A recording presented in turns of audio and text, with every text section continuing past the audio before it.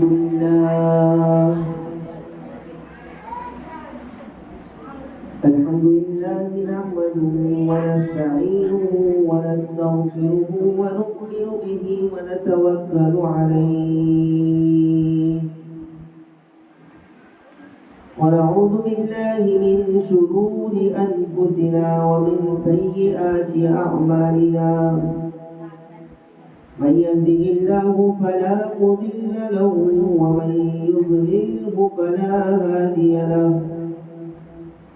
ونشهد أن لا إله إلا الله وحده لا شريك له ونشهد أن سيدنا وسندنا ونبينا ومولانا محمدا عبده ورسوله أما بعد فأعوذ بالله من الشيطان الرجيم بسم الله الرحمن الرحيم وآتينا موسى الكتاب وجعلناه هدى لبني إسرائيل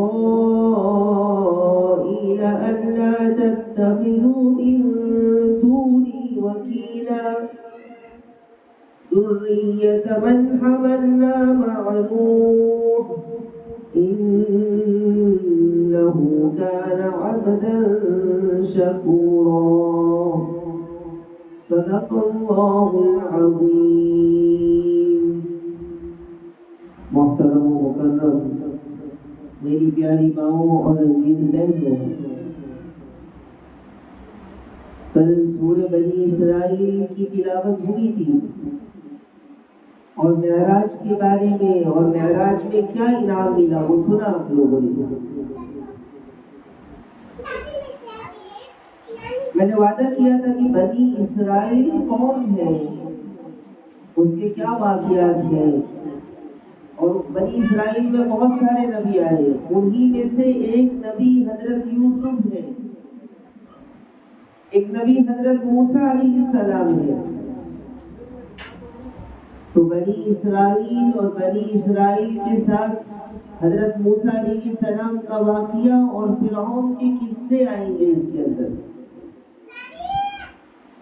سب سے پہلے یہ سمجھ لینا چاہیے کہ بنی اسرائیل کس کو کہتے ہیں. کل یہ بات آئی تھی، پھر میں دوہرا دوں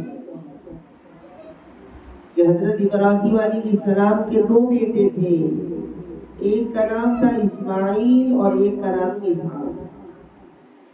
حضرت ابراہیم کے دو بیٹے تھے، ایک کا نام اسماعیل اور ایک کا نام اسحاق.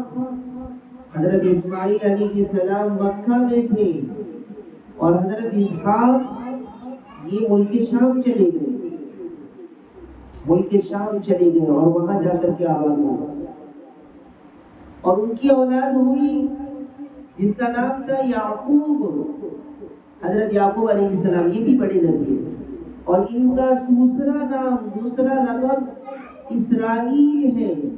اور حضرت یعقوب کی 12 اولاد تھی، تو ان 12 اولاد سے جو خاندانیں چلی ان کو بنی اسرائیل کہتے ہیں. اور یہ لوگ کہاں کے رہنے والے تھے؟ ملک شام، ملک شام کے رہنے والے تھے. پھر یہ لوگ مصر کیسے پہنچ گئے؟ جب ملک شام کے تھے تو مصر کیسے پہنچ گئے؟ اس لیے کہ فرعون تو مصر میں رہا. تو کہا کہ حضرت یوسف علیہ السلام کو جب ان کے بھائیوں نے مارنے کی کوشش کی تو ایک کنویں میں ڈال دیا.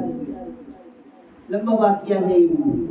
اور پھر بعد میں کچھ مسافر وہاں سے گزر رہے تھے، کنویں کے پاس پانی پینے کے لیے گئے تو انہوں نے دیکھا کہ اس میں تو بہت خوبصورت حسین و جمیل بچہ ہے، تو ان کو لے جا کر کے بیچ دیا مصر کے بازار میں. پھر بعد میں اللہ تعالیٰ کی طرف سے مقدر میں تھا اور حضرت یوسف علیہ السلام نبی بنے اور بادشاہ بن گئے مصر کے. جب مصر کے بادشاہ بنے تو ان کو کھانا پینا کچھ بھی اچھا نہیں لگنے لگا. ان کو ان کے والد کی یاد آ گئی، ان کے ابا کی یاد آئی. تو انہوں نے وہاں سے مصر سے کچھ لوگوں کو بھیجا اور ان کے گاؤں سے حضرت یعقوب کو، اپنے بھائیوں کو، سب کو بلایا تو چونکہ حضرت یوسف علیہ السلام نبی بھی تھے اور مصر کے بادشاہ بھی بن گئے تھے، تو لوگوں نے حضرت یعقوب کا اور ان کے پورے خاندان کا بہت اکرام کیا، ویلکم کیا، ان کی عزت کی، اور بعد میں پھر یہ لوگ مصر میں بس گئے، پورا ان کا خاندان، ان کا سلسلہ چلا، اور اس کو بنی اسرائیل کہتے ہیں۔ اور مصر میں حکومت کرنے والے بادشاہ کو اس زمانے میں فرعون کہتے تھے۔ فرعون کسی ایک بادشاہ کا نام نہیں ہے، بلکہ ہر وہ بادشاہ جو مصر پر حکومت کرتا اس کو فرعون کہتے تھے۔ اور موسیٰ علیہ السلام کے ساتھ جو بادشاہ جس کا واقعہ ہے وہ فرعون کے نام سے مشہور ہو گیا، لیکن فرعون اس کا نام نہیں ہے، اس کا نام ہے رعمسیس۔ فرعون تو مصر پر حکومت کرنے والے بادشاہ کا نام ہے، اس بادشاہ کا اصل نام ہے رعمسیس۔ جب وہ بادشاہ آیا، اس لیے کہ یوسف علیہ السلام، یعقوب علیہ السلام بھی انتقال کر گئے، تھوڑی دن کے بعد یوسف علیہ السلام بھی انتقال کر گئے، ان کی 4 نسلیں گزر گئی، تو 5ویں نسل کے اندر حضرت موسیٰ علیہ السلام پیدا ہوئے۔ 5ویں نسل میں حضرت موسیٰ علیہ السلام پیدا ہوئے، اور فرعون نے بہت زیادہ ظلم کر رکھا تھا زمین پر، بہت زیادہ ظلم کر رکھا تھا، اور بنی اسرائیل کو اپنا غلام سمجھتا تھا، اور کہتا تھا کہ تم مصر والے نہیں ہو، تم تو باہر سے آئے ہو۔ تو وہ بنی اسرائیل پر بہت ظلم کرتا تھا، اور فرعون کی قوم کو، مصر کے لوگوں کو قبطی کہتے ہیں، قبطی۔ حضرت موسیٰ علیہ السلام کے ماننے والے کو بنی اسرائیل، اور فرعون کے ماننے والے کو قبطی کہتے ہیں۔ قوم تو با یا قبطی، قوم کا تویا قبطی کہتے ہیں ان کو۔ اور یہ بنی اسرائیل اس زمانے کی سب سے بہترین قوم مانی جاتی ہے، جنہوں نے اچھے کام بھی کیے، ان پر ظلم بھی بہت ہوئے، لیکن کچھ ان سے غلطی بھی ہو گئی، انہوں نے اچھے کام بھی کیے اور ان سے کچھ غلطی بھی ہو گئی۔ اللہ نے اتنے انعامات ان پر نازل کیے ہیں بنی اسرائیل پر کہ آپ سوچ نہیں سکتے۔ اللہ نے ان پر وَظَلَّلْنَا عَلَيْهِمُ الْغَمَامَ وَأَنزَلْنَا عَلَيْكُمُ الْمَنَّ وَالسَّلْوَىٰ، ایک میدان میں چلے گئے کوہ طور کی جانب میں، تو اللہ نے ان پر آسمان سے سایہ کیا، سایہ کر دیا ان پر کہ ان کو تکلیف نہیں ہو رہا، ان پر سایہ کیا آسمان سے، اور ان کو اللہ نے آسمان سے کھانا دیا اتار کر،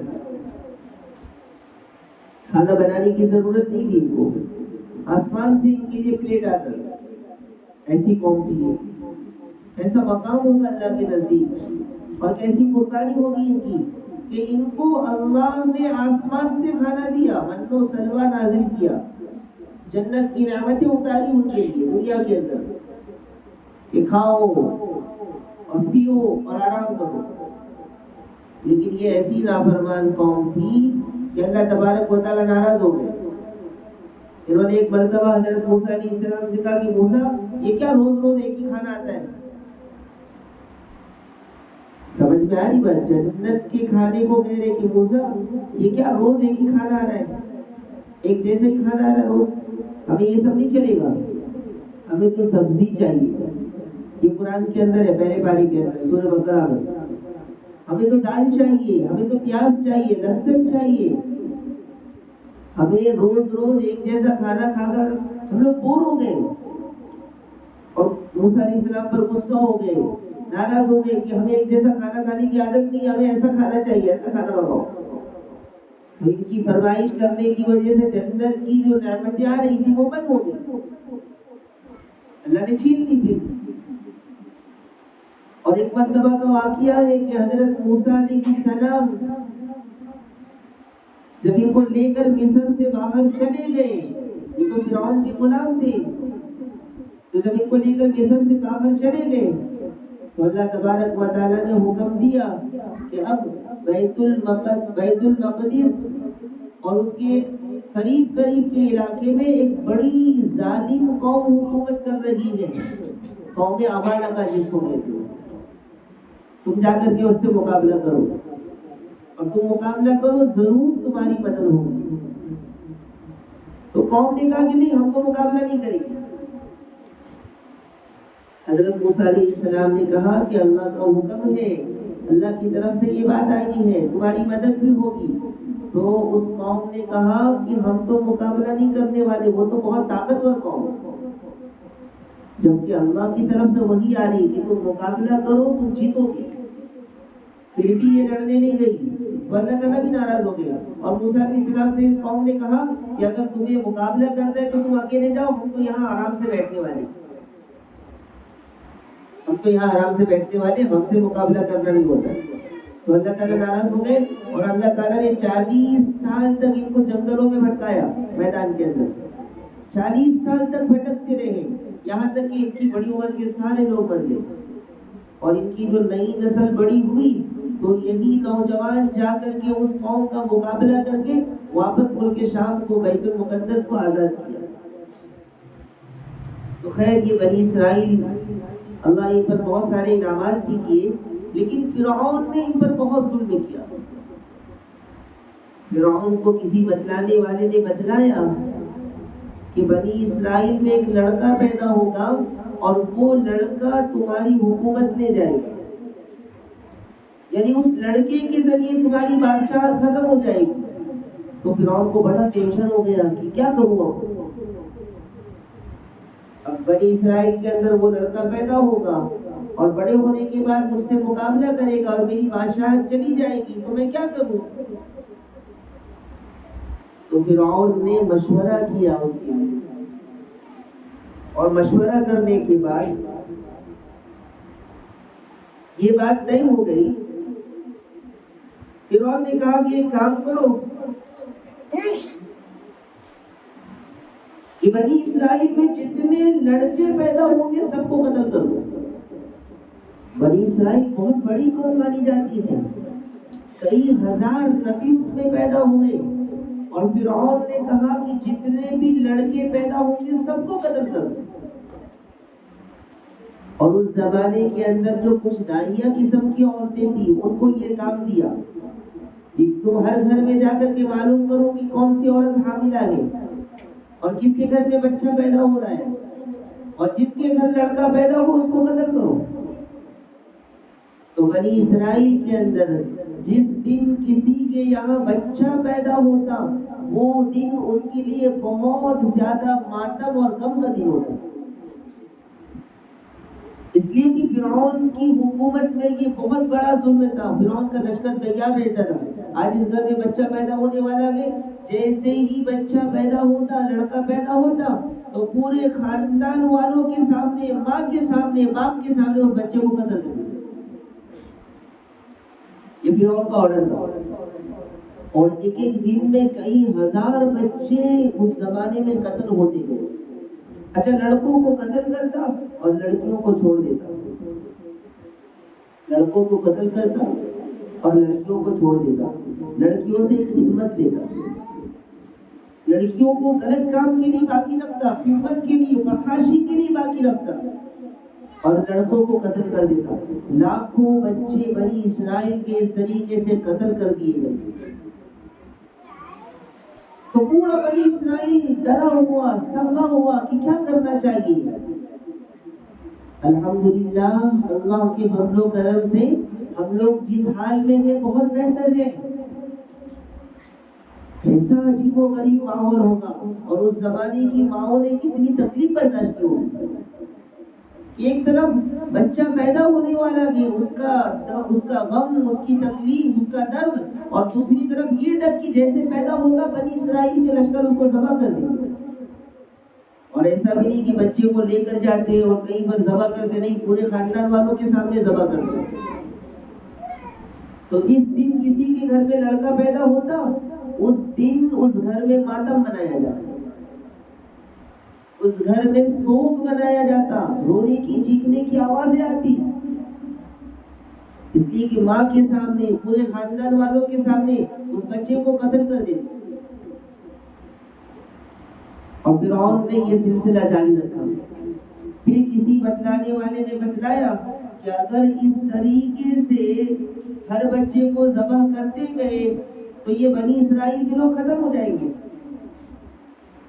اور جب بنی اسرائیل ختم ہو جائیں گے تو ہماری غلامی کون کرے گا؟ ہمارے جو وزن کے کام ہیں، ہمارے جو محنت کے کام ہیں، وہ کون کرے گا؟ ہمیں کرنا پڑے گا۔ پھر فرعون نے کہا یہ تو بات صحیح ہے، کیا کرنا چاہیے؟ تو کہا کہ 1 سال بچوں کو قتل کرو اور 1 سال کے بچوں کو چھوڑ دو۔ 1 سال بچوں کو قتل کرو اور 1 سال کے بچوں کو چھوڑ دو، یعنی اس سال جتنے بچے پیدا ہوں گے ان سب کو ذبح کرو، اور آئندہ سال جتنے بچے پیدا ہوں گے ان سب کو چھوڑ دو۔ یہ طے ہو گیا، 1 سال بچوں کو قتل کیا جائے گا اور 1 سال بچوں کو چھوڑ دیا جائے گا۔ تو حضرت موسیٰ علیہ السلام کے بھائی ہیں حضرت ہارون علیہ السلام، یہ اس سال پیدا ہوئے جس سال بچوں کو چھوڑنے کا حکم تھا۔ حضرت ہارون علیہ السلام بھائی ہیں موسیٰ علیہ السلام۔ اور اللہ جو کرنے پر آ جائے تو دنیا کی کوئی طاقت روک نہیں سکتی۔ اللہ پر یقین ہونا چاہیے کہ کرنے والی ذات اللہ کی ہے۔ اللہ نے طے کر دیا تھا کہ موسیٰ کو پیدا کرنا ہے اور موسیٰ علیہ السلام فرعون کی حکومت ختم کریں گے تو وہ ہو کر رہے گا، چاہے لاکھوں بچوں کو قتل کر دیا چاہے کروڑوں بچوں کو قتل کر دیا جائے۔ آخر ایک وقت آیا کہ حضرت موسیٰ علیہ السلام کی والدہ بھی حمل سے تھی، بڑی پریشان ہو گئی، گھبرا گئی، ڈر گئی کہ اب میرا بچہ پیدا ہوگا اور فرعون کے لوگ قتل کر دیں گے۔ انہوں نے دعا کی اللہ تعالیٰ سے۔ ظاہر سی بات ہے کہ نبی کی ماں کوئی معمولی عورت تو نہیں ہوگی نا، اور 2 بیٹے نبی بن رہے ان کے، موسیٰ بھی ہارون بھی، کتنا بڑا مقام ہوگا ان کا۔ تو حضرت موسیٰ علیہ السلام کی والدہ نے دعا کی تو اللہ نے ایسا کر دیا کہ ان کے حمل کا کسی کو پتہ ہی نہیں چلا۔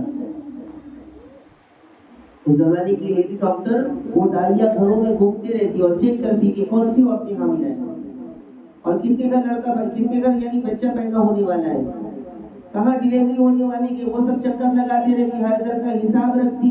لیکن حضرت موسیٰ علیہ السلام کی ماں کے بارے میں پتہ ہی نہیں چلا ان کو کہ یہ حمل سے ہے۔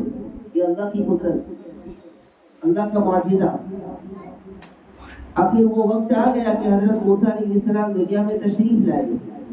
اب ماں پریشان ہو گئی، گھبرا گئی کہ اب کیا کرنا ہے، تو بچے کو دودھ بھی پلاتی، ڈرتی بھی کہ اب پتہ نہیں لوگوں کو پتہ چلا تو فرعون کے لشکر تو اس کو ذبح کر دیں گے۔ بہت ڈر گئی، بہت پریشان ہو گئی۔ تو اللہ تعالیٰ نے ان کو حکم دیا کہ ایک صندوق بناؤ، اور اس صندوق کے اندر انہوں نے رسی باندھ دی، اور ان کا گھر دریائے نیل کے کنارے میں، مصر کے اندر دریا ہے، دریائے نیل، اس کے کنارے ان کا گھر تھا۔ تو بچے کو دودھ پلاتی اور دودھ پلانے کے بعد اس صندوق میں ڈالتی اور دریا میں چھوڑ دیتی، اور پھر رسی کھینچ کر کے دودھ پلاتی، پھر ایسا لگتا کہ کوئی آنے والا ہے تو دریا میں چھوڑ دیتی۔ لیکن یہ بھی کب تک چلتا؟ اور اللہ نے حکم دیا، وحی بھیجی، وَأَوْحَيْنَا إِلَىٰ أُمِّ مُوسَىٰ أَنْ أَرْضِعِيهِ فَإِذَا خِفْتِ عَلَيْهِ فَأَلْقِيهِ فِي الْيَمِّ وَلَا تَخَافِي وَلَا تَحْزَنِي إِنَّا رَادُّوهُ إِلَيْكِ وَجَاعِلُوهُ مِنَ الْمُرْسَلِينَ۔ اللہ نے وحی بھیجی کہ تمہیں ڈرنے کی ضرورت نہیں ہے۔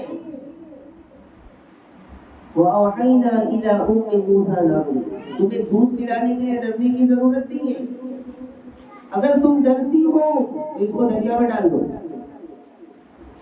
اور ڈرو مت، غمگین مت ہو، میں ضرور تمہارا بچہ تمہیں لوٹاؤں گا اور تمہارے بچے کو نبی بھی بناؤں گا۔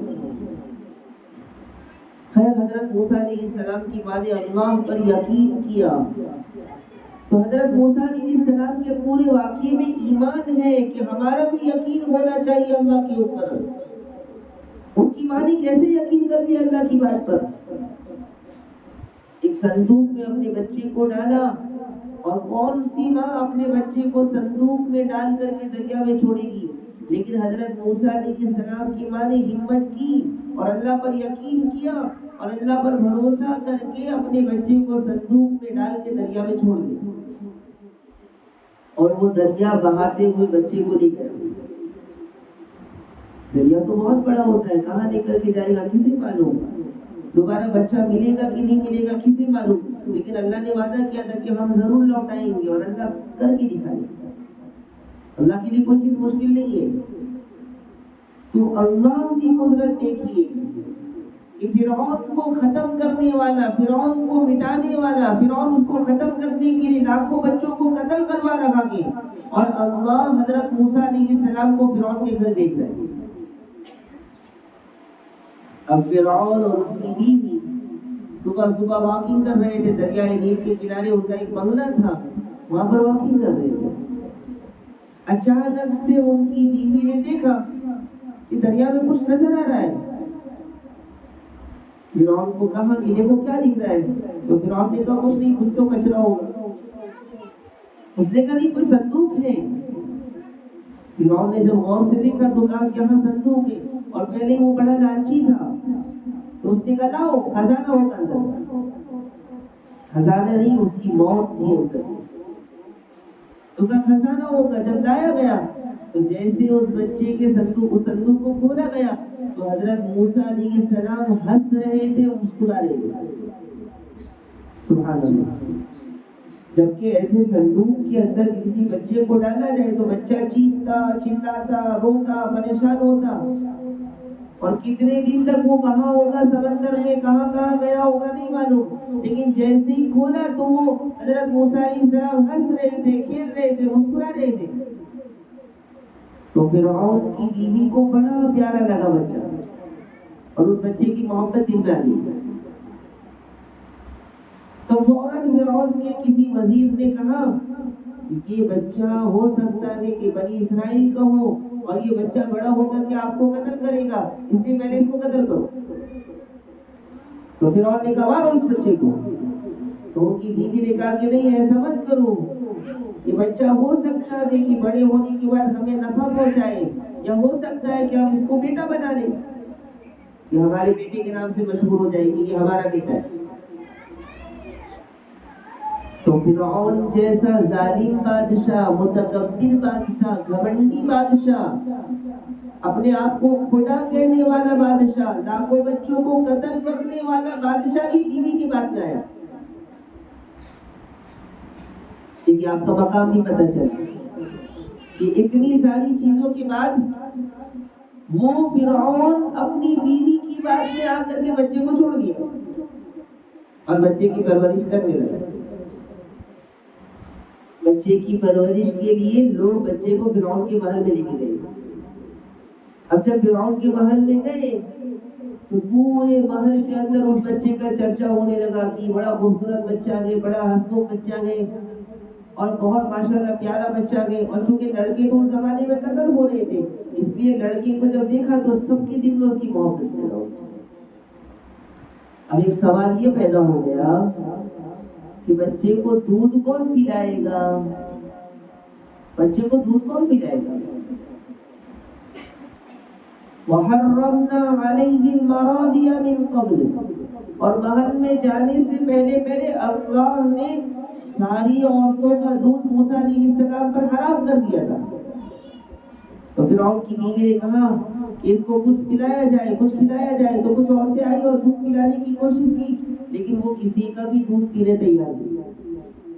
ایک دودھ پلانے والی آئی، 2 آئی، 3 آئی، 4 آئی، 5 آئی، لیکن کسی کا بھی دودھ پینے تیار نہیں۔ اور حضرت موسیٰ علیہ السلام دودھ نہیں پیتے تھے تو سب پریشان ہو گئے کہ دودھ نہیں پیے گا تو بچے گا کیسے، دودھ نہیں پیے گا تو زندہ کیسے رہے گا۔ اب موسیٰ علیہ السلام کی ماں نے ان کی بڑی بیٹی سے کہا کہ میں نے اپنے بچے کو، تمہارے بھائی کو صندوق میں ڈال دیا ہے، تو جاؤ تلاش کرو، دیکھو وہ کہیں دکھتا ہے کیا، تلاش کرو کہیں نظر آتا ہے۔ تو ان کی بہن حضرت موسیٰ علیہ السلام کی بڑی بہن فرعون کے محل کے پاس پہنچی تو چرچا ہو رہا تھا کہ ایک بچہ ملا ہے لیکن وہ دودھ نہیں پی رہا ہے. تو وہ بھی گئی فرعون کے محل کے اندر اور جانے کے بعد دیکھا کہ یہ بچہ دودھ نہیں پی رہا ہے. وہ پہچان گئی تو اس نے فرعون کے محل میں جانے کے بعد کہا کہ ایک ایسے خاندان کو میں جانتی ہوں، ایک ایسے عورت کو جانتی ہوں جو بہت پاکیزہ دودھ والی ہے اور بہت اچھے ماحول میں رہتی ہے. ہو سکتا ہے کہ یہ بچہ اس عورت کا دودھ پیے. تو فرعون کی بیوی کو یہ بات پتہ چلی تو فرعون کی بیوی نے کہا جا پہلے جا کر کے بلا کے لے کے آ، وہ جو مانگے گی اس کو دیں گے، جو قیمت لے گی وہ دینے کے لیے تیار ہے. تو موسیٰ علیہ السلام کی بہن دوڑی اور جا کر کے اپنی ماں کو بلا کے لایا. کیا اللہ کی قدرت، کیسا اللہ کا نظام کہ فرعون لاکھوں بچوں کو قتل کروا رہا ہے کہ کوئی بچہ بڑا ہو کر کے اس کی حکومت چھین نہ لے، اور جو بچہ حکومت چھیننے والا ہے اس بچے کی پرورش کہاں بنی اسرائیل میں تکلیف سے ہوگی، عیش اور آرام کی پرورش کے لیے فرعون کے محل میں بھیجی. اور اللہ نے وعدہ کیا تھا موسیٰ علیہ السلام کی ماں سے کہ ہم بچے کو تمہارے پاس ضرور لوٹائیں گے. تو وہ ان کی محل گئی اور جا کر کے ماں کو کہا کہ ماں چل، فرعون کے محل میں اللہ نے پہنچایا ہے. تو ماں گئی. جیسے ہی حضرت موسیٰ علیہ السلام کی ماں پہنچی تو حضرت موسیٰ علیہ السلام رو رہے تھے، روتے روتے چپ ہو گئے. اور کوئی بھی عورت جب دودھ پلاتی تھی تو حضرت موسیٰ علیہ السلام منہ ہٹا لیتے تھے، اور جب ان کی ماں آئی اور دودھ پلانے لگی تو فوراً حضرت موسیٰ علیہ السلام دودھ پینے لگے. اب جب دودھ پینے لگے تو لوگوں کو شک ہو گیا کہ ہو سکتا ہے اسی کا بیٹا ہو سکتا ہے اسی کا بیٹا ہو. کسی نے کہا کہ ہو سکتا ہے اسی کا بیٹا ہے. تو پوچھا کہ تمہارا دودھ کیسے پی لیا؟ کہا کہ ہم لوگ تو بہت کھیڑے میں رہتے ہیں، وہاں کھلی ہوا ہے، وہاں کا موسم بہت اچھا ہے، فضا بہت اچھی ہے، اور ہمارے گھر کا ماحول ایسا ہے اس لیے دودھ پیا ہوگا. اور فرعون کی بیوی نے بڑی منت سماجت کی کہ تم ہمارے پاس رہو، ہمارے بچے کو دودھ پلاؤ، تمہیں جو چاہیے وہ دیں گے، سب دینے کے لیے تیار ہے. لیکن حضرت موسیٰ کی ماں نے منع کر دیا.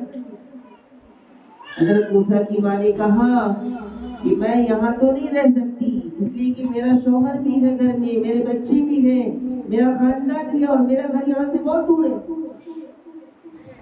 میں یہاں نہیں رہ سکتی. اور انہوں نے منع کر دیا کہ میں یہاں نہیں رہ سکتی. تو ایک کام کرو، اگر آپ کے بچے کو دودھ پلانا ہے تو میرے حوالے کر دو، میں میرے گھر لے جاتی ہوں اور وہاں دودھ پلاتی ہوں، جب تک دودھ پینے کی مدت رہے گی تو میں دودھ پلاؤں. فرعون کی بیوی نے کہا ٹھیک ہے، تمہاری یہ بات بھی منظور ہے، لے جاؤ.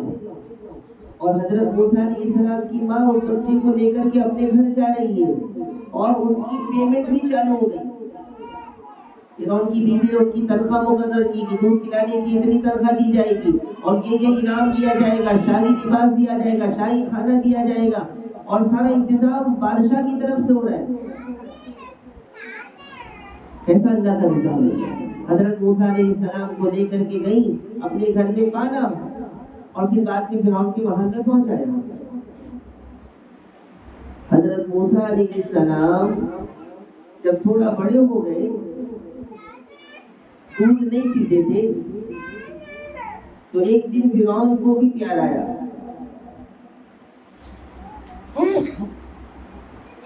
اور فرعون نے حضرت موسیٰ علیہ السلام کو گود میں لیا.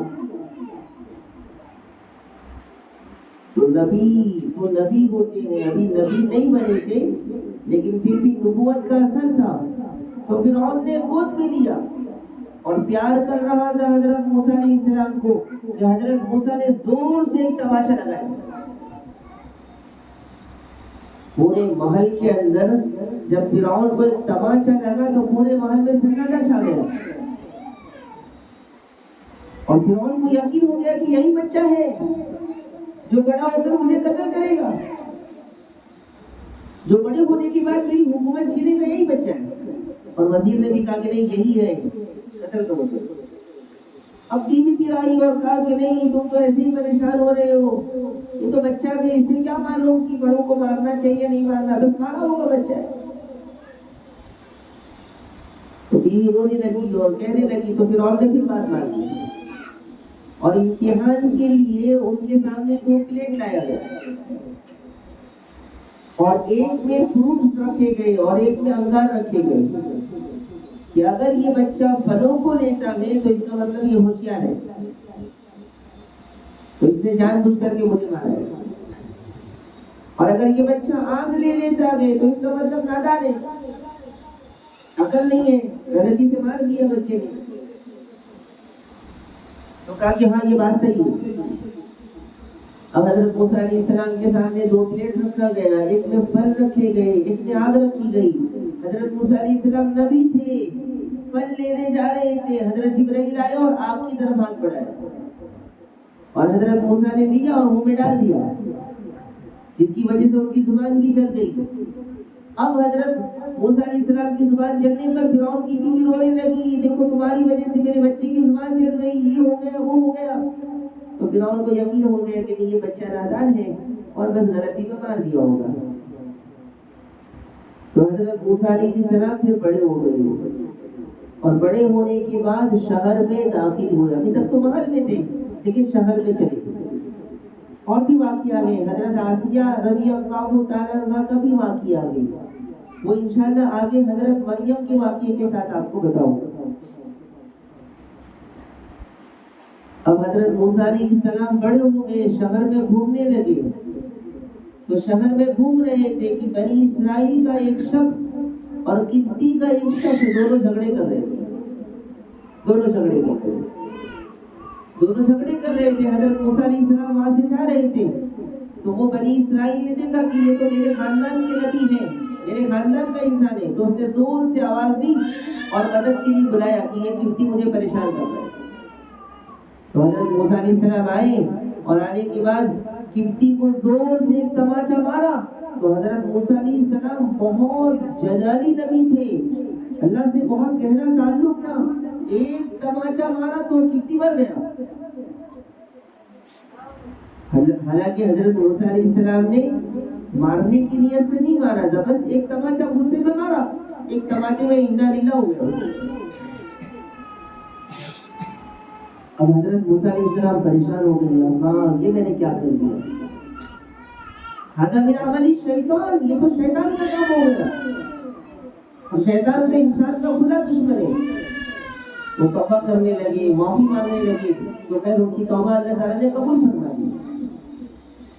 اب کس کو مارا تھا؟ قبطی فرعون کے آدمی کو مارا تھا. پورے مصر کے اندر چرچا ہو گیا کہ فرعون کے ایک شخص کو کسی نے مار دیا. اب پریشان کی مارا کس نے؟ اس لیے کہ مارنے والے کو کوئی نہیں جانتا تھا, مارنے والے کو کوئی نہیں جانتا تھا. تو اب لوگ پریشان ہو گئے کہ کس نے مارا ہوگا, کس نے مارا ہوگا.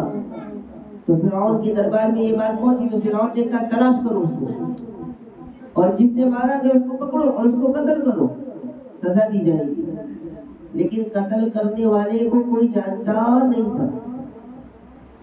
اب دوسرا دن ہوا, پورے مصر کے اندر اسی کا چرچا تھا کہ قتل کس نے کیا ہوگا, قاتل کون ہے. تو حضرت موسیٰ علیہ السلام پھر جا رہے تھے, تو پھر دیکھا کہ وہی بنی اسرائیل جو کل جھگڑا کر رہا تھا آج دوسرے قبطی کے ساتھ جھگڑا کر رہا تھا. کل جو جھگڑا کر رہا تھا آج پھر دوسرے قبطی کے ساتھ جھگڑا کر رہا تھا. پھر اس نے آواز دی موسیٰ علیہ السلام کو. موسیٰ علیہ السلام آئے, اور آنے کے بعد دیکھا کہ یہی شیطان ہے, کل بھی جھگڑا کر رہا تھا آج بھی جھگڑا کر رہا تھا. اس سے پتہ چلا کہ ایک ہی بچہ جب بار بار جھگڑا کر رہا ہے تو مطلب غلطی اس کی ہے. ایک شخص جب سب سے جھگڑا کر رہا ہے تو سب کی غلطی تو نہیں ہوگی, اس کی غلطی ہوگی. تو حضرت موسیٰ نے سوچا کہ یہ شریف یہی ہے, اسی کی شرارت ہے. کل اس سے جھگڑا کر رہا تھا اور اس کی وجہ سے میں بڑا گناہ کر گیا, اور آج پھر جھگڑا کر رہا ہے. تو حضرت موسیٰ علیہ السلام نے قبطی کو بھی ڈانٹا اور بنی اسرائیل کو بھی ڈانٹنے کے لیے آگے بڑھے. تو بنی اسرائیل نے کل دیکھا تھا کہ موسیٰ نے ایک تماچا مارا تو مر گیا, تو اسے یقین ہو گیا کہ آج مجھے ٹماٹر مارا تو میں کیوں مر جاؤں گا، یقین ہو گیا۔ تو اس نے بول دیا کہ موسیٰ جیسے تم نے کل اس کو مارا تھا ویسا مجھے بھی مارنا چاہتے ہو کیا؟ اب جب یہ بات اس نے کہا تو سامنے جو قبطی تھا اس نے سن لیا اور وہ بھاگا اور جا کر کے فرعون کے دربار میں بتا دیا کہ قتل کرنے والا تو موسیٰ ہے۔ تو بہت زیادہ کسی کی خیر خواہی کرنے گئے تو ایسا ہوتا ہے کبھی۔ حضرت موسیٰ علیہ السلام بیچارے رحم کرنے کے لیے گئے تھے، صلح کرنے کے لیے گئے تھے، لیکن الزام آ گیا۔ اب فرعون نے حضرت موسیٰ علیہ السلام کے قتل کا آرڈر جاری کر دیا کہ موسیٰ کو قتل کرو۔ تو حضرت موسیٰ علیہ السلام کے قتل کا حکم جب چلا تو فرعون کے قوم کے اندر ایک دو ایمان والے لوگ تھے، اس نے جا کر کے حضرت موسیٰ علیہ السلام کو کہا کہ میں تمہارا خیر خواہ ہوں، تم یہاں سے چلے جاؤ ورنہ تم کو لوگ قتل کریں گے۔ اب حضرت موسیٰ علیہ السلام ڈرتے ہوئے، اللہ پر بھروسہ کرتے ہوئے، اللہ پر یقین کرتے ہوئے مصر سے جا رہے، مصر کو چھوڑ رہے اور مصر کو چھوڑ کر کے مدین چلے گئے۔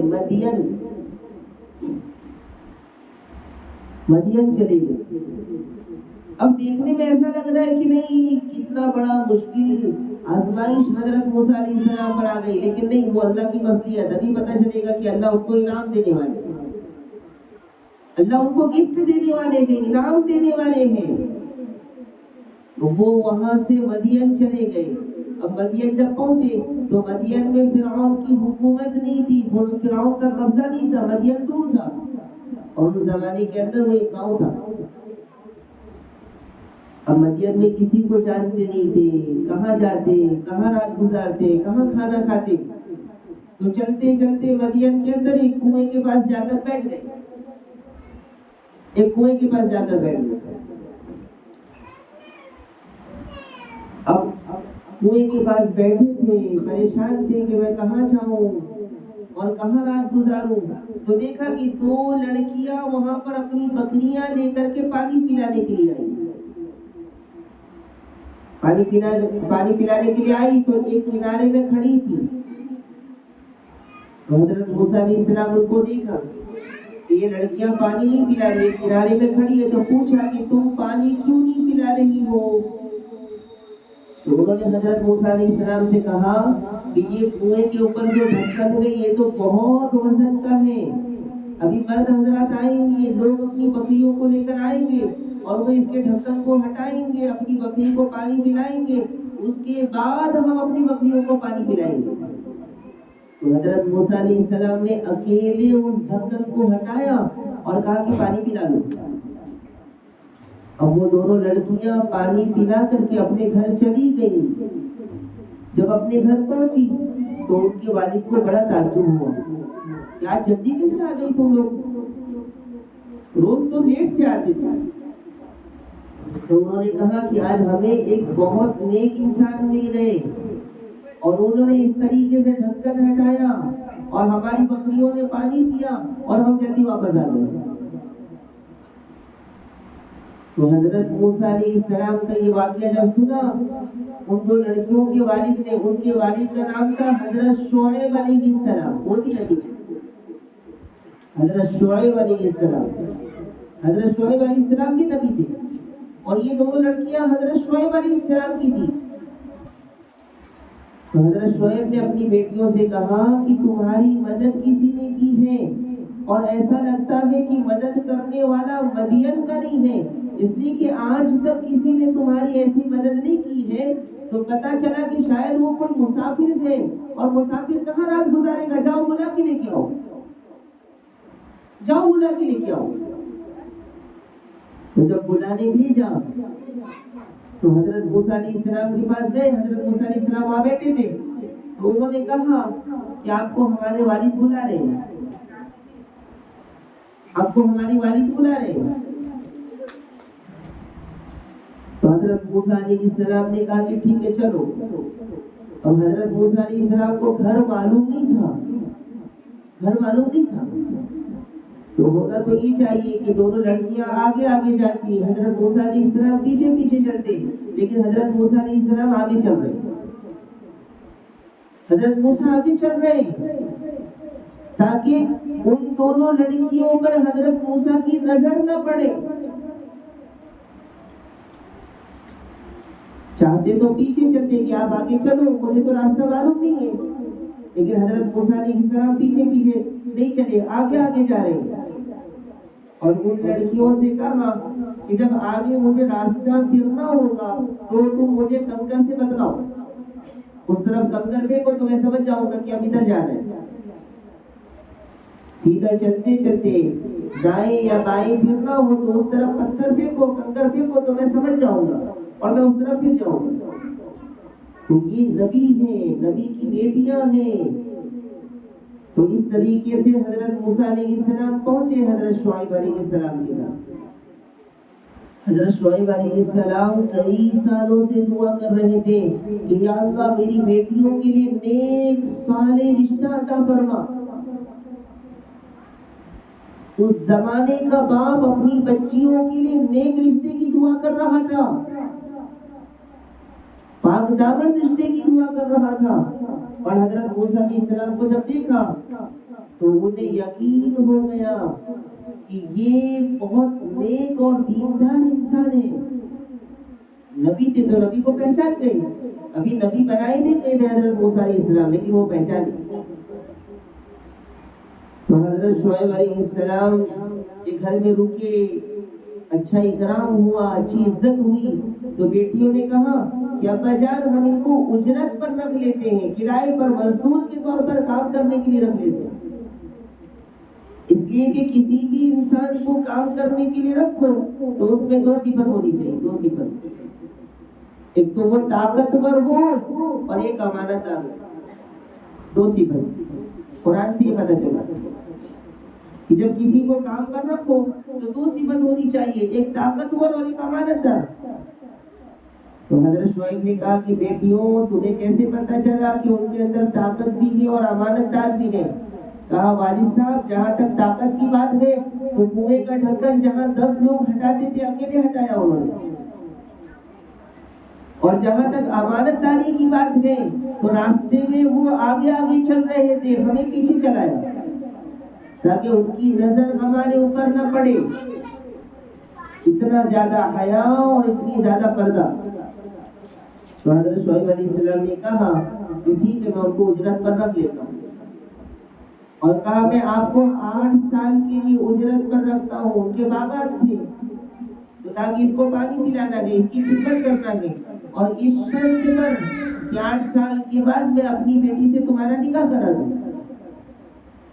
تو خیر 8 سال مکمل ہو گئے، 10 سال مکمل ہوئے، اور اس کے بعد حضرت شعیب علیہ السلام نے اپنی ایک بیٹی جن کا نام صفورہ تھا، ان کا نکاح حضرت موسیٰ علیہ السلام سے کر دیا۔ اور نکاح کے بعد ایک لمبا عرصہ گزر گیا تھا مصر سے جانے کے بعد، تو حضرت موسیٰ علیہ السلام اپنی بیوی کو، اپنی اہلیہ کو لے کر کے واپس مصر کی طرف چلے۔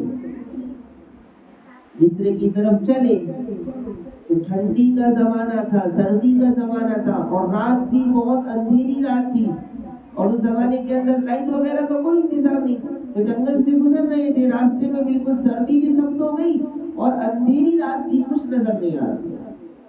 حضرت موسیٰ علیہ السلام پریشان ہو گئے کہ پتہ نہیں یا کہیں آگ مل جاتی تو ہمارے لیے آسانی ہو جاتی، راستہ بھی مل جاتا اور گرمی بھی مل جاتی۔ تو اپنی بیوی کو بٹھایا اور کہا کہ رکو، میں کہیں تلاش کرتا ہوں، مجھے کوئی آگ دکھ رہی ہے، میں جاتا ہوں، ہو سکتا ہے کہ وہ آگ ہو۔ تو حضرت موسیٰ علیہ السلام گئے، اور جانے کے بعد وہاں ایک آگ تھی، آگ نہیں بلکہ وہ اللہ کا نور تھا۔ تو حضرت موسیٰ علیہ السلام جب وہاں پہنچے تو پہنچنے کے بعد اللہ کی طرف سے آواز آئی، اور اللہ تبارک و تعالیٰ نے فلما اتاها نودی یا موسیٰ، آواز دی گئی اے موسیٰ انی انا ربک فاخلع علیک، کہ بے شک میں تمہارا رب ہوں، اپنی جوتی اتار لو۔ انک بالوادی المقدس طویٰ، اور یہ جس جگہ پر ہو یہ بہت پاکیزہ جگہ ہے، اس جگہ کا نام تھا طویٰ۔ تو وہاں پھر حضرت موسیٰ علیہ السلام کو اللہ نے نبوت عطا کی، نبی بنائے، نبی بنے پھر حضرت موسیٰ علیہ السلام، پھر نبی بن گئے، نبی بن کر کے مصر پہنچے۔ تو اب نبی بننے کے بعد فرعون کے پاس گئے، فرعون کو دعوت دینے، فرعون کو دعوت دینے کے لیے گئے۔ اللہ تعالیٰ نے قرآن کریم میں فرمایا لَيِّنًا لَعَلَّهُ يَتَذَكَّرُ أَوْ يَخْشَىٰ، کہ جانے کے بعد نرمی سے بات کرو۔ یاد رکھیں سختی سے بات کرنے سے کبھی بھی مسئلہ حل نہیں ہوتا۔ یہ مائیں اپنے بچوں کو بہت غصہ کر کے، بہت ڈرا کر کے، بہت چلا کر کے جو سمجھانے کی کوشش کرتے ہیں، یہ بچے کبھی نہیں مانیں گے۔ جس بچے پر جتنا غصہ کیا جائے گا، جس بچے پر جتنی سختی کی جائے گی، جس بچے کو جتنا مارا جائے گا، وہ بچہ اتنا ہی زیادہ شریر اور بدماش بنے گا۔ یاد رکھیں، اللہ تعالیٰ نے فرمایا کہ موسیٰ نرمی سے بات کرنا فرعون سے۔ تو فرعون کو دعوت دینے کے لیے چلے، تو فرعون نے تو کہا کہ اگر آپ کو بلانا کہ میں تو سب سے بڑا رب ہوں۔ تو حضرت موسیٰ علیہ السلام کے پاس ایک عصا تھا، عصا ایک لکڑی تھی، اس لکڑی سے پتے توڑتے۔ اللہ تعالیٰ نے پوچھا وَمَا تِلْكَ بِيَمِينِكَ يَا موسیٰ، اے موسیٰ تیرے ہاتھ میں کیا ہے؟ تو حضرت موسیٰ علیہ السلام نے کہا قَالَ هِيَ عَصَايَ، کہ اللہ یہ تو ایک عصا ہے، لکڑی ہے، أَتَوَكَّأُ عَلَيْهَا، میں اس پر ٹیک لگاتا ہوں، بکریاں چراتا ہوں، پتے توڑتا ہوں، ضرورت پڑی تو پانی نکالتا ہوں، ضرورت پڑی تو اس پر سر رکھ کر سو جاتا ہوں۔ تو خیر حضرت موسیٰ علیہ السلام کو اللہ نے کچھ معجزہ دیا۔ تو موسیٰ علیہ السلام جب نبی بنا دیے گئے تو فرعون نے حضرت موسیٰ علیہ السلام کو جادوگر ثابت کر دیا کہ موسیٰ کے پاس جو عصا ہے، موسیٰ تو جادو سیکھ کر گیا ہے اور بڑا جادوگر ہے، اور جادوگر کہا کہ یہ تو جادوگر ہے۔ اور فرعون نے اتنا ظلم کر رکھا تھا، اتنا ظلم کر رکھا تھا کہ بنی اسرائیل کے لوگ تنگ آ گئے تھے اور غلام بنا کے رکھا تھا۔ تو ایک وقت طے ہوا اور فرعون نے پورے مصر کے بڑے بڑے جادوگروں کو بلایا اور بڑے بڑے جادوگروں کو بلا کر کے جمع کیا فرعون کے موسیٰ علیہ السلام کے مقابلے کے لیے۔ جادوگروں نے کہا کہ تم فکر مت کرو، ہم دیکھ لیں گے موسیٰ کو۔ تو موسیٰ علیہ السلام اور ہارون علیہ السلام دونوں ملا کر کے فرعون کے دربار میں پہنچے، اور فرعون کے دربار میں پہنچے تو جادوگروں نے جادو سے سانپ بنانا شروع کیا۔ ایسا جادو کرتے اور سانپ بن جاتا، جادو کرتے اور سانپ بن جاتا۔ تو حضرت موسیٰ علیہ السلام یہ دیکھ کر کے تعجب میں پڑ گئے۔ تو اللہ تعالیٰ نے فرمایا کہ موسیٰ تمہارا عصا زمین پر پھینکو۔ قال القها یا موسیٰ، اے موسیٰ اس کو زمین پر ڈال دو۔ حضرت موسیٰ علیہ السلام نے جب زمین پر اپنا عصا ڈالا تو تاریخ کی کتابوں میں لکھا ہے کہ وہ اتنا بڑا سانپ بن گیا، اتنا بڑا سانپ بن گیا کہ پورا محل اس کے دو جبڑوں کے بیچ میں آ گیا۔ تو سارے جادوگر نے جب دیکھا تو انہیں یقین ہو گیا کہ یہ کوئی جادوگر نہیں ہے، جادوگر تھے تو جادوگر کو پہچانے، ان کو یقین ہو گیا کہ یہ جادو والا سانپ نہیں ہے، اس لیے کہ جادو سے تو ہم نے سانپ بنایا تھا چھوٹا چھوٹا، یہ کوئی جادو نہیں ہے، یہ الگ چیز ہے۔ تو جتنے جادوگر تھے وہ سب کے سب مسلمان ہو گئے، حضرت موسیٰ علیہ السلام کے ہاتھوں پر ایمان لے آئے۔ تو مفسرین نے لکھا ہے کہ جادوگروں کو ایمان کی دولت کیوں ملی، تو اس کی بڑی وجہ لکھی ہے کہ جادوگروں نے بھی مقابلے کے وقت حضرت موسیٰ علیہ السلام کی طرح لباس پہنا تھا۔ حضرت موسیٰ علیہ السلام کی طرح لباس پہنا تھا تو نبی کے جیسا لباس پہننے کی برکت سے اللہ نے سارے جادوگروں کو مسلمان بننے کی توفیق دی۔ میری مائیں اور بہنیں، اس سے پتہ چلا کہ اگر ہمارے بچوں کا لباس اچھا ہوگا تو اللہ بچوں کو اچھا بنائے گا۔ ایک مرتبہ ایک بڑے اللہ والے سے کسی نے پوچھا کہ حضرت ہمارے بچوں کو نیک کیسے بنائیں؟ تو حضرت نے فرمایا کہ اپنے بچوں کو جبے اور ٹوپی پہناؤ، اپنے بچوں کو جبے اور ٹوپی پہناؤ، تو جب تمہارے بچے جبے اور ٹوپی پہنیں گے تو اللہ تعالیٰ ان کو نیک بنائے گا۔ مگر افسوس اس بات پر ہے کہ آج اپنے بچوں کو غیر شرعی لباس، چاہے وہ لڑکے ہو یا لڑکیاں ہو، گندے لباس جو اسلامی کی لباس نہیں ہے، انگریزوں کا لباس ہے، وہ کپڑے ماں باپ بچوں کو پہنا رہے اور صرف پہنا نہیں رہے، اس پر فخر محسوس کر رہے ہیں۔ ہمارے ایک استاد تھے، وہ کہتے تھے کہ جب بچی چھوٹی ہوتی ہے اور ماں باپ اس کو گندے لباس پہناتے ہیں جس میں جسم کھلا ہوتا ہے تو تاکہ اس بچی کے اندر سے شرم و حیا نکلتا جاتا ہے، اب نکلتے نکلتے جب وہ لڑکی بڑی ہوتی ہے تو اس کو بغیر پردے میں رہنے سے کوئی پریشانی نہیں ہوتی، پھر اس کو پردہ کرنے شرم آتی ہے، اس لیے کہ اس کے جسم سے ساری حیا اور ساری شرم نکل چکی ہے۔ اس لیے میری مائیں اور بہنیں اپنے بچوں کو بچپن سے اچھا لباس پہنائیں تو انشاءاللہ اس کی برکت ہوگی اور بچوں پر اس کا اثر ہوگا، اور جن کے لڑکے ہیں ان کو جبہ پہنانے کی عادت ڈالیں، عجیب و غریب فیشن کا لباس پہناتے ہیں اور ماں باپ پھر فخر کرتے ہیں، بچیوں کے ہاتھ کھلے ہوئے ہیں، 8 سال کی 10 سال کی لڑکیاں ہیں، ان کے ہاتھ کھلے ہوئے ہیں، پیر کھلے ہیں، اور ماں باپ کو فخر ہو رہا ہے کہ ہماری لڑکیاں تو بہت اچھی۔ آپ ان کی زندگی برباد کر دو، آپ ان کی جہنم کو بنا رہے، ان کی جنت خراب کر رہے آپ۔ اس لیے ماں باپ سے بہت سی چیزوں کے بارے میں سوال ہوگا، اولاد کی تربیت کے بارے میں، اولاد کی پرورش کے بارے میں۔ اولاد جب کسی کے گھر میں بچہ پیدا ہوتا ہے تو وہ بچہ بڑا نیک، دیندار، ایمان والا ہوتا ہے، پھر اس کے گھر کا ماحول جیسا ہوتا ہے ویسا بچہ بن جاتا ہے، جیسا اس کے ماں باپ پرورش کرتے ہیں ویسا بچہ بنتا جاتا ہے۔ اس لیے میری مائیں اور بہنیں اپنے بچوں کو پاکیزہ لباس پہنائیں، اچھا لباس پہنائیں۔ ہم لوگوں نے مدرسے کے اندر الحمدللہ لڑکوں کے لیے جو ہمارا ڈریس کوڈ ہے وہ لڑکوں کے لیے وائٹ جبہ، وائٹ ٹوپی، وائٹ حجاب، اور لڑکیوں کے لیے کالا برقع، کالا بکنا۔ تو چونکہ ہمارے پاس بڑی لڑکیوں کی بھی کلاس شروع ہوئی ہے، بڑی لڑکیاں بھی پڑھنے آنے لگی الحمدللہ، تو ہم نے بڑی لڑکیوں کے لیے پابندی لگایا کہ آپ کو نقاب بھی ڈالنا ہے۔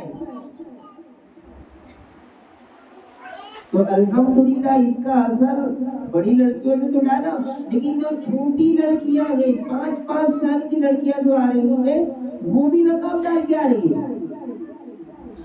4-5 بچیاں ہمارے پاس 5 سال کی ہوگی۔ اللہ تعالیٰ ان کے ماں باپ کو جزائے خیر دے، ان بچوں کے ایمان کو دیکھیے کہ وہ مدرسے میں نقاب ڈال کے آئے۔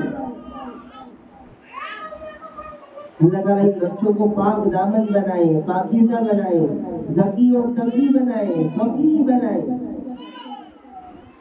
5 سال یعنی اور بھی لڑکیاں ڈال رہی ہیں چھوٹی، لیکن میں نے سب سے چھوٹی بچی کی بات کی۔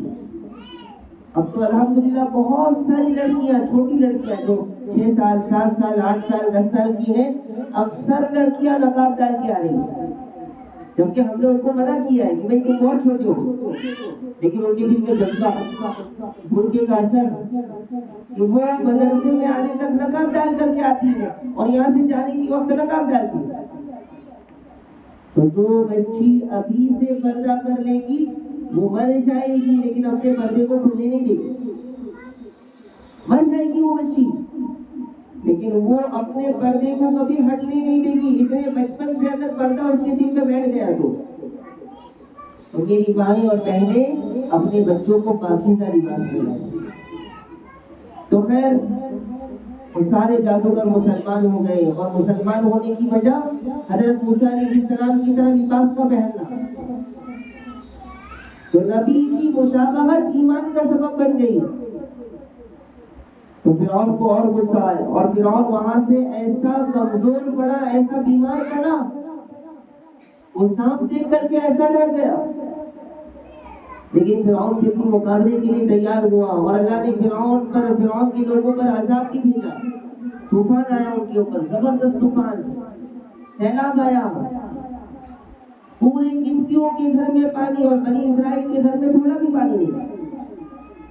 پھر اس کے بعد ان کے اوپر خون کا عذاب آیا، ٹڈی کا عذاب آیا، مینڈک کا عذاب آیا. ہر جگہ مینڈک نکلنے لگا، پانی میں مینڈک، برتن میں مینڈک، گھروں میں مینڈک، بستروں پر.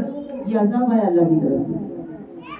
خیر ایک مرتبہ حضرت موسیٰ علیہ السلام پوری بنی اسرائیل قوم کو لے کر کے مصر سے باہر جانے لگے کہ آج ہمیں کسی بھی طریقے سے مصر سے نکلنا ہے، فرعون کی غلامی سے آزاد ہونا ہے. چلو اللہ پر یقین کر کے نکل گئے کہ جو ہوگا دیکھا جائے گا.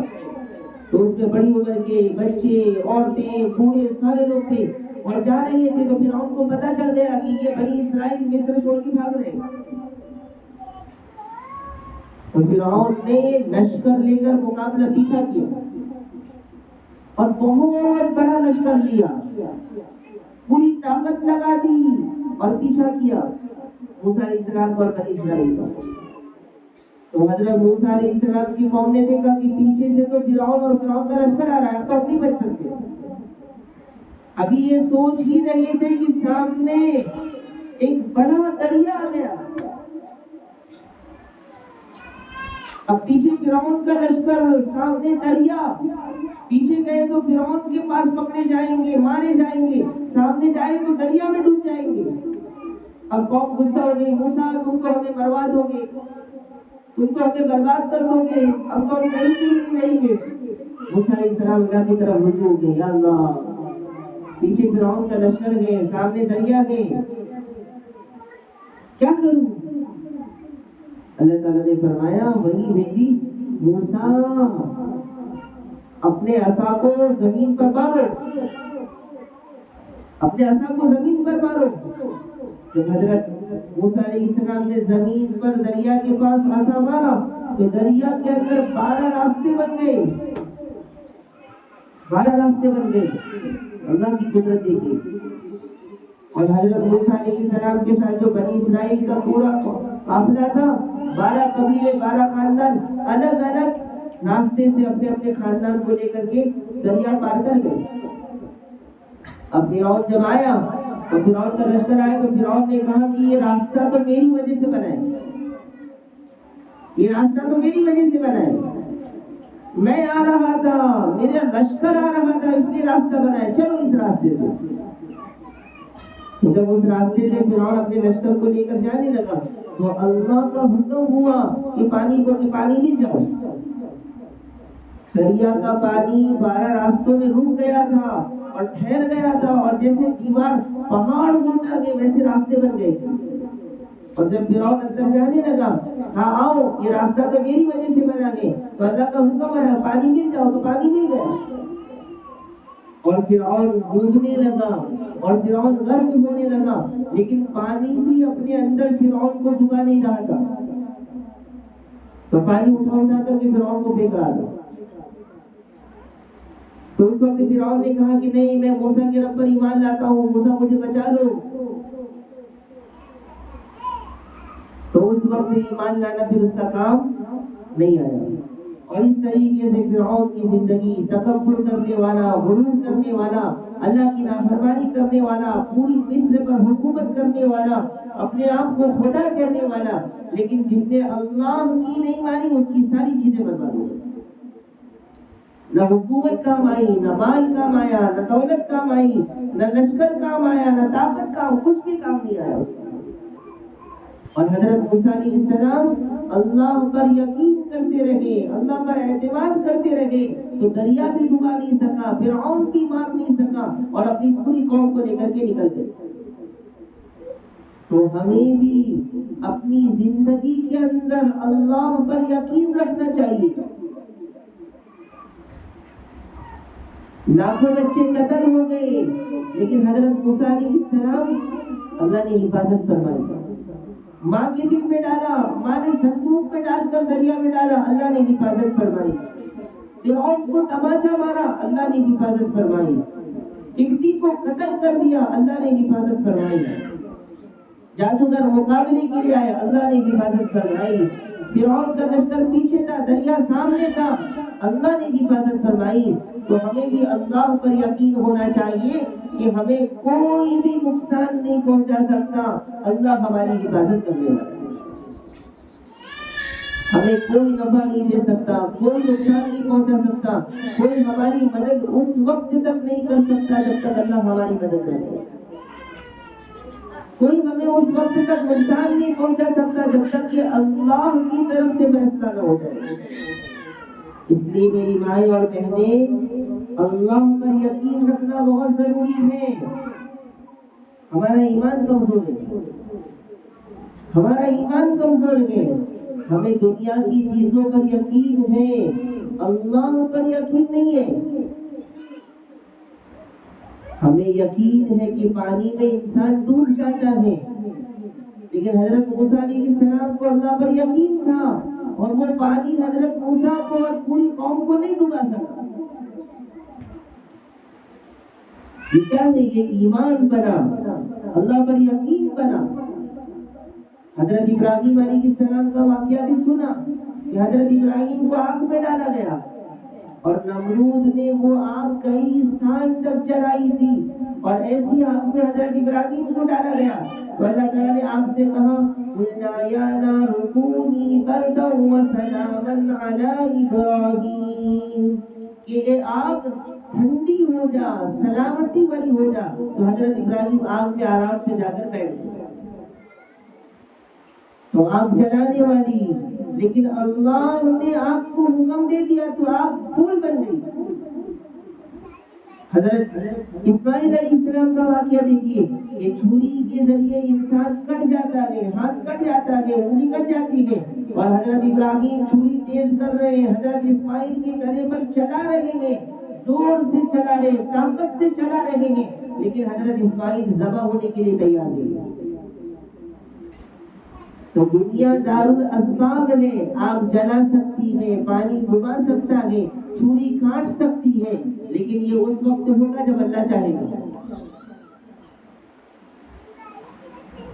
جب تک اللہ نہیں چاہے گا تو پانی نہیں ڈبا سکتا، جب تک اللہ نہیں چاہے گا آگ نہیں جلا سکتی، جب تک اللہ نہیں چاہے گا چھری نہیں کاٹ سکتی، جب تک اللہ نہیں چاہے گا کوئی نقصان نہیں پہنچا سکتا،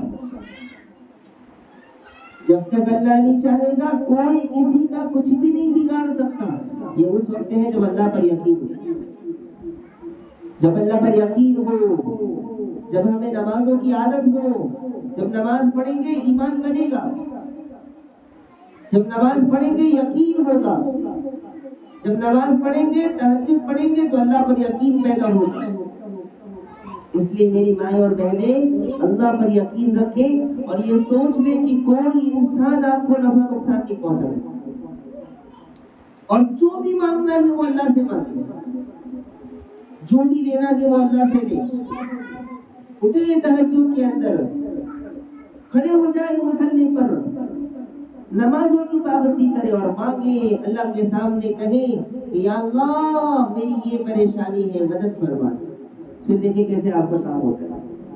ہم کیا کرتے ہیں؟ اللہ کو چھوڑ کر کے لوگوں کے پیچھے بھاگتے رہتے، اللہ کو چھوڑ کر کے لوگوں پر امید لگائے بیٹھے ہوتے ہیں، اللہ کو چھوڑ کر کے دنیا پر بھروسہ کرتے ہیں، اللہ کو چھوڑ کر کے دنیا پر یقین کرتے ہیں، جس کی وجہ سے ہمارے کام نہیں ہوتے۔ سر میں کوئی بیمار ہو گیا، اللہ ہر بیمار کی مکمل، اللہ تعالیٰ ہر ایک کی مکمل بیماری سے حفاظت فرمائے۔ تو ہم فوراً ڈاکٹر کے پاس جاتے ہیں. تو ڈاکٹر کے پاس جانا چاہیے، اسباب ہیں، لیکن اس کے ساتھ ساتھ ہمیں اللہ کے سامنے دعا بھی کرنی چاہیے کہ یا اللہ یہ دوا تو ہم نے لے لی ہے، یہ گولی تو ہم استعمال کر رہے ہیں، لیکن یا اللہ پوری دنیا کی گولی بھی اگر استعمال کر لے تب بھی شفا نہیں مل سکتی جب تک تو نہیں چاہے گا. اے اللہ شفا تو تو دینے والا ہے، دوا لینا سنت تھا، گولی استعمال کرنا سنت ہے، میں کر رہا ہوں، اب تو مجھے شفا عطا کر. کبھی دیکھیے کیسے کام ہوگا. تو کرنے والی ذات اللہ کی ہے. اس پورے واقعے سے ہمیں یہی پتہ چلتا کہ ہر چیز میں اللہ پر یقین ہونا چاہیے، اللہ پر اعتماد ہونا چاہیے کہ کرنے والی ذات اللہ کی ہے. جب اللہ کرنے پر آئے تو کوئی مقابلہ نہیں کر سکتا. یقین ہونا چاہیے. ہم نے پڑھا کہ لا الہ الا اللہ محمد رسول اللہ صلی اللہ علیہ وسلم، اس کا یہی مطلب ہے کہ ہر چیز اللہ کے قبضے میں ہے، اللہ کی مرضی کے بغیر کچھ بھی نہیں ہو سکتا. تو ہم لوگوں سے کیوں ڈریں، ہم لوگوں سے کیوں پریشان ہو، ہم لوگوں کی کیوں شکایت کریں، ہم اللہ پر یقین کیوں نہ کریں. اس لیے میری مائیں اور بہنیں اپنے ایمان کو بنانے کی ضرورت ہے، اللہ پر یقین رکھنے کی ضرورت ہے. انشاءاللہ جس دن ہمارے دلوں سے دنیا کا خوف نکل جائے گا اور اللہ کا یقین پیدا ہو جائے گا، ہماری زندگی خوشیوں سے بھر جائے گی. آج جو ہم پریشان ہیں اس کی بڑی وجہ یہ ہے کہ اللہ پر یقین نہیں. آج جو ہم پریشان ہیں اس کی بڑی وجہ یہ ہے کہ ہم لوگوں پر بھروسہ کیے ہوئے ہیں، لوگوں سے امید لگا کر کے بیٹھے ہیں. اس لیے آج یہ ارادہ کر لے کہ ہم کسی بھی چیز میں بھروسہ کریں گے تو اللہ پر کریں گے. چھوٹی چھوٹی چیز بھی اللہ سے مانگیں گے اور اللہ سے اپنا تعلق مضبوط کریں گے، اللہ سے جڑیں گے نماز کے ذریعے، قرآن کے ذریعے، تہجد کے ذریعے، صدقہ کے ذریعے، دعاؤں کے ذریعے، اچھے اخلاق کے ذریعے. یہ کچھ راستے ہیں اللہ سے قریب ہونے کے. اللہ تعالیٰ سے دعا ہے کہ اللہ تبارک و تعالیٰ سب سے پہلے مجھے اور ہم سب کو اور پوری امت کو یقین کامل نصیب فرمائے، ایمان کامل نصیب فرمائے. اللہ تبارک و تعالیٰ دنیا کی محبت ہمارے دلوں سے نکال دے، اسباب کا یقین دلوں سے نکال دے اور اللہ اپنی محبت اور اپنے حبیب صلی اللہ علیہ وسلم کی محبت ہمارے دلوں میں پیدا فرمائے. آمین وآخر دعوانا الحمدللہ رب العالمین. ایک شخص جن کا نام آصف ہے، بہت بیمار ہے، ان کے ہارٹ کا آپریشن ہوا ہے، ان کی دعا کے لیے کہا گیا تو ان کی شفا کے لیے دعا کریں کہ اللہ تعالیٰ ان کو خوب شفائے کاملہ نصیب فرمائے، اللہ تعالیٰ ان کو صحت و تندرستی عطا فرمائے، اللہ تعالیٰ ان کی عمر میں برکت عطا فرمائے.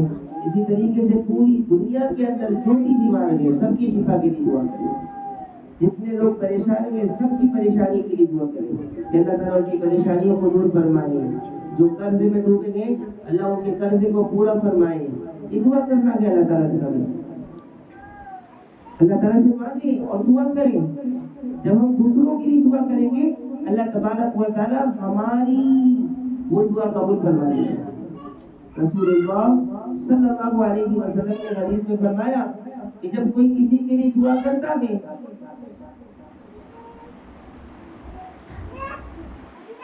ایک اور نام آئے ہیں عبد الغفور مردے، شوگر کی وجہ سے بہت تکلیف ہے. اللہ تبارک و تعالیٰ سے دعا کریں کہ اللہ تبارک و تعالیٰ ان کو خوب شفائے کاملہ عاجلہ مستمرہ دائمہ نصیب فرمائے، ان کی ساری بیماری اور بلاؤں کو ختم فرمائے. دعاؤں میں اللہ نے بہت طاقت رکھی ہے، دعا پر یقین ہونا چاہیے. ہمارے نبی صلی اللہ علیہ وسلم نے فرمایا الدعاء مخ العبادہ، کہ دعا تمام عبادتوں کا مغز ہے. اور ایک حدیث میں فرمایا کہ دعا کے اندر اتنی طاقت ہے کہ دعا سے تقدیر بدل سکتی ہے، تقدیر بدل سکتی ہے دعا سے. تو دعا مانگیں تو ان کے لیے بھی دعا کریں، عبد الغفور کے لیے کہ اللہ تبارک و تعالیٰ ان کو شفا عطا فرمائے. آصف جن کا نام لیا گیا ان کے لیے بھی دعا کریں، اللہ تبارک و تعالیٰ ان کو بھی خوب شفا عطا فرمائے. اس مجمع میں جو بیمار ہیں اللہ تعالیٰ سب کو شفا عطا فرمائے. درود شریف اللهم صل على سيدنا مولانا محمد وعلى آل سيدنا مولانا محمد صلاة تنجينا بها من جميع الأهوال والآفات وتقضي لنا بها جميع الحاجات وتكفرنا بها من جميع السيئات وترفعنا بها أعلى الدرجات وتبلغنا بها أقصى الغايات من جميع الخيرات في الحياة وبعد الممات إنك على كل شيء قدير لا إله إلا أنت سبحانك إني كنت من الظالمين. اے اللہ ہم سب بڑے گنہگار ہیں، خطا کار ہیں، تیرے مجرم بندے ہیں، تیرے ناپاک بندے ہیں، تیرے پاپی بندے ہیں. اے اللہ ہم سب کی توبہ قبول فرما دے. اے اللہ ہم سب کے گناہوں کو معاف فرما دے. اے اللہ دوسرا عشرہ شروع ہو چکا. اے اللہ جیسی عبادت کرنا تھا نہیں کر سکے. اے اللہ جو تیرا حق تھا نہیں ادا کر سکے. اے اللہ ہماری ٹوٹی پھوٹی عبادت کو قبول فرما. ٹوٹی پھوٹی عبادت کو قبول فرما لے. اے اللہ ہمارے گناہوں کو معاف فرما دے. ہمارے گناہوں کو معاف فرما دے. ہمارے گناہوں کو معاف فرما دے. اے اللہ پوری امت کی مغفرت فرما دے. اے اللہ اس پورے مجمع کی مغفرت فرما دے. ان کے گھر والوں کی مغفرت فرما، ان کے رشتہ داروں کی مغفرت فرما، ان کے پورے خاندان والوں کی مغفرت فرما دے. اے اللہ ہمارے پاس تو کوئی نیکی نہیں ہے، بس تیری رحمت کا سہارا ہے. تیری رحمت پر امید کر کے بیٹھے ہیں. تو اپنے فضل و کرم سے معاف فرما دے.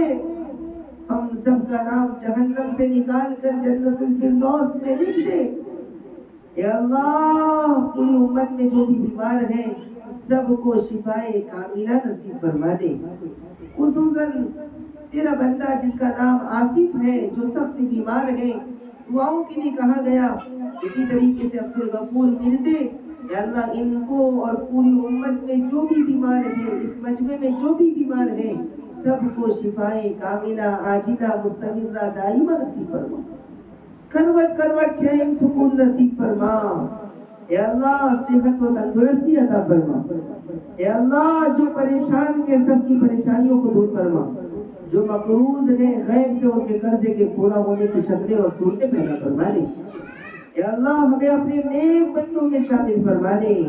اے اللہ ہماری جان میں، مال میں، عزت و آبرو میں خوب برکت نصیب فرما. اے اللہ ہمیں صحت و تندرستی نصیب فرما. ہماری عمر میں خوب برکت نصیب فرما. اے اللہ ہمارے بچوں کو نیک صالح بنا دے. ہمارے بچوں کو پاک دامن بنا دے. ہمارے بچوں کو ذکی تقی فقیہ بنا دے. اے اللہ ہمارے گناہوں کی وجہ سے ہمارے بچوں کو نافرمان نہ بنا. اے اللہ ہمارے بچے ہماری بات نہیں مانتے. اے اللہ ہم تو گندے ہیں لیکن تیرے بندے ہیں. اے اللہ ہمیں بھی نیک بنا دے، ہمارے بچوں کو بھی نیک بنا دے. ہمیں بھی نمازی بنا، ہمارے بچوں کو بھی نمازی بنا دے. اے اللہ اے اللہ ہماری تمام دعائیں قبول فرما. اے اللہ اس مدرسے کو قبول فرما لے. اے اللہ اس مدرسے کو قبول فرما لے. اے اللہ اس کو پوری دنیا کے اندر دین کے، علم کے، قرآن کے پھیلنے کا ذریعہ بنا دے. اس مدرسے میں پڑھنے والے بچوں کو قبول فرما لے، پڑھانے والوں کو قبول فرما لے. اے اللہ بہترین بدلہ نصیب فرما دے.